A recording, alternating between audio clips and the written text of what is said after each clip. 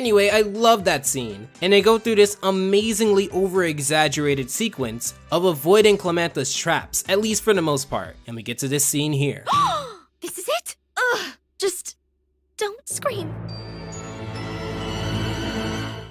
B, you're beautiful. Be beautiful. It's part of your name. But I don't look like a movie star.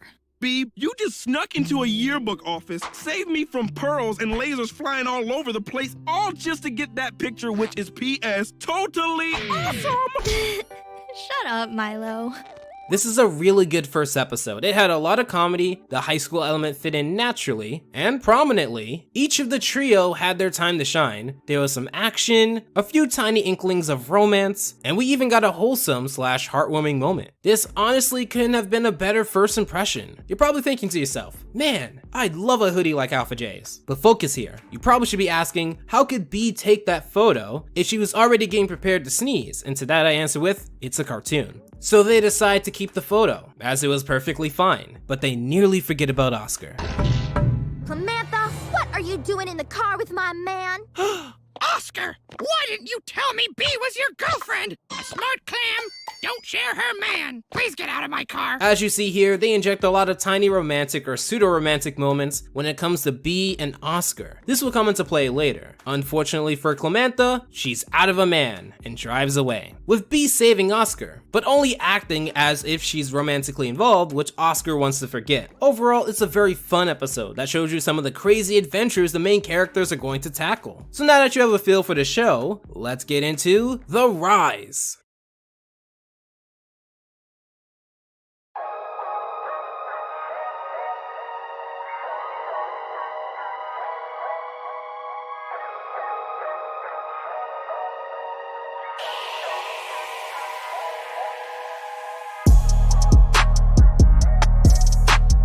If you've noticed, I take on a different way of tackling each rise for each series that I've talked about so far. For Harvey Beaks, I centered in on the episodes many of us missed. For Invader Zim, I focused on the many facets of the show that made it gain a cult following. For Wander, I focused on the first episodes before it hit Disney XD. This one is pretty clear and simple. If you want to understand why fishhooks became so popular, you must understand the three main characters, so part 1 of 3, Milo. So let's do a deep underwater dive of one of the main protagonists. B, stop what you're doing and look at me.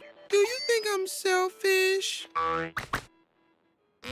A self-described party guy, Siamese fighting fish. He's a very fun-loving, loyal, impulsive, and reactionary sort of character. He serves as a comic relief in many episodes. His bombastic and aloof behavior serves as sort of a contrast between Oscar and B. In the second episode ever, Fish Out of Water, we get a lot of Milo's traits a lot better than in the pilot, or first episode. In classic high school series fashion, we have an introduction into the story using roll call to introduce the characters. Of course, the one character that's needed is not there, as he'll join the story in an over-the-top fashion. His lack of self-awareness, while a flaw, does not hurt his character in terms of enjoyability. For fishhooks to work, they would need a high-energy person that isn't the school bully, and he plays that role well, being voiced by Kyle Massey. Mr. Baldwin, you are never gonna guess what happened this time. You were swallowed by an I eel. was swallowed by an eel. We also learned that the teacher, Mr. Baldwin, did not know he can get pregnant, but did anyway. Yay. You probably didn't know that male seahorses could get pregnant. Well, neither did I. That's a very interesting thing to lead us into on the second episode. However, he does call out Milo for being selfish and making everything about himself, which leads into a very revealing next scene. Selfish fish? Me?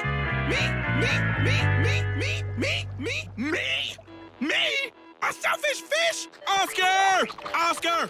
Hey, you don't think I'm selfish, do you? Selfish and self-conscious. He doesn't think long-term, which is typical for his character type. You'd expect him to ask for forgiveness before permission and cry for help before thinking about if he would need help in said situation. One thing this episode brings up, a little off-topic tangent if you will, is that you would think in a world full of fish tanks that going outside the tank would have been built up to at least be a bigger deal. However, the way to portray it here is that it's not a big big deal, even though they've never ventured that far in their life up to that point. It just seems like an idea you would just have to do. Like what would happen if Timmy revealed his fairies, or what would happen if Squidward became SpongeBob and SpongeBob became Squidward. But getting back to this specific episode, Milo jumps out the tank without waiting for water suits, which is funny because after he does and it fails terribly, the show shows us that it would have taken mere seconds, or at least a short enough time for them to deliver, Oscar and Bee to repair them, and for them to shoot out of the water to rescue him. Now, if you've seen any high school / school oriented show, or just had a conversation in high school, this is your typical character ditches school to go somewhere cooler and gets caught up in a danger episode, except they don't appear to be ditching despite having to go back to school in the end.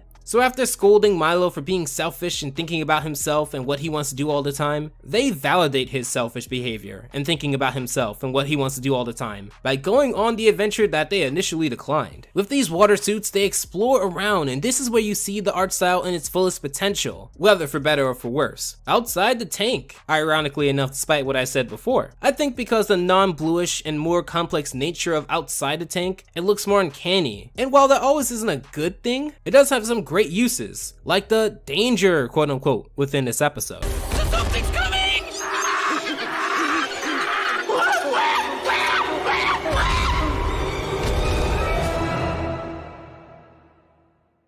So because of their joy walk, Bee and Oscar are now caught in the danger of the cat. Milo can save them, but will he? And there's something I gotta tell you. What is it, Oscar?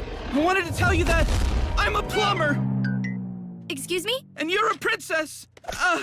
It's like we're both in this giant video game. More on that dynamic later, but Milo also realizes that his selfishness is getting other people hurt, and even goes as far as to sacrifice himself, showing to the audience that he is willing to put himself in danger in order to save his friends. If you ever want to know about Milo as a character, this is the episode for you. Now, while it's done here in a pretty good way, you also have episodes like Dropsy, where his selfish behavior can be seen as jerkish. He manipulates both Oscar and the whole school into thinking that he's sick in order to get benefits, and despite getting what he wanted at first, he wants more, which leads him into reaping what he sows by being treated like a serious medical case. In that episode, you can say he was really unlikable, which is the point, and it also shows that while Milo is fun-loving and optimistic, it doesn't overshadow his need to getting things, even if that means stepping over a few people in order to receive it. In fact, in Happy Birth Fish Joctopus, more on that episode later, he completely sells out Oscar to school bully Joctopus, and is upset when he realizes that Oscar considers Joctopus a bigger friend to him than to Milo. He doesn't even get his comeuppance within that episode, as Oscar saves both his and Bee's butt at the end. But again, more on that later. Overall, Milo is a bombastic, hyperactive, fun-loving party animal, whose selfishness and short-sighted behavior gets him into trouble, especially with his best friend / brother, Oscar.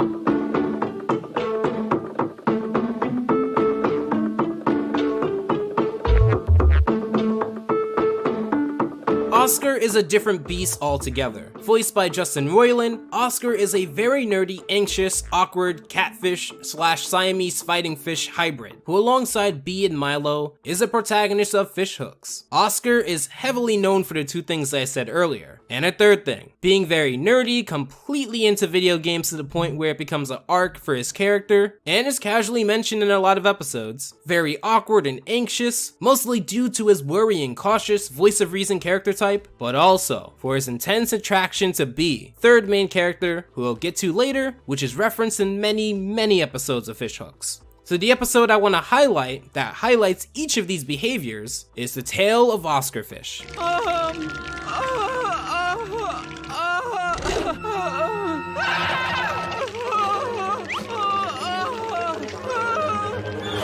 Oscar? What? So if you ever wanted to see undeniable proof of Oscar's lack of confidence, it is shown here in its clearest, most concise form. As this cautious, anxious, worrisome fish storms into his room, he journals about his totally not self-insert Sir Oscar Fish the Brave. In this journal, this fish crushed public speaking, took down monsters, and was well comfortable talking to ladyfish. I do think this speaks well to his character, as he isn't as social as Bee or Milo, for example, and expresses a lot of his emotions to himself. I also enjoy how this episode gets straight to the point, to give as much time as possible to the rest of the story. Through a series of mishaps, he bangs his head very violently on a stop sign, and gets magically teleported to this medieval area that looks very similar to his journal. Being a very cynical and skeptical person, he decides to join in on the weird dream. I do have to say, and I know this is the second time I've said it,